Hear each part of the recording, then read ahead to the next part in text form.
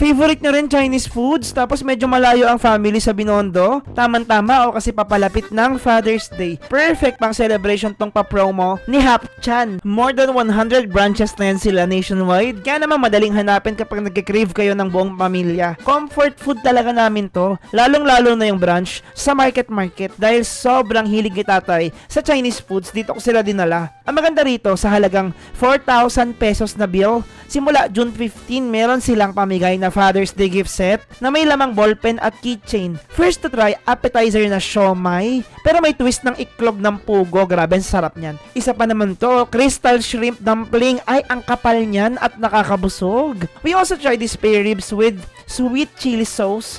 Ito nagustuhan ko, rich yung sauce, tapos medyo may spicy kick.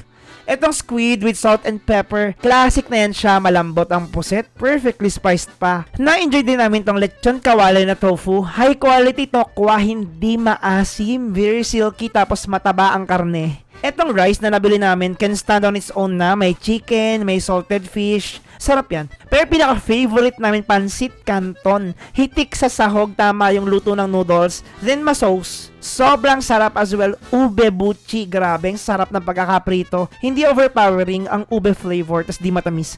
Panalo dito mga ka-80s, dito nyo nadali ng mga tatay nyo to celebrate Father's Day. Yun lang.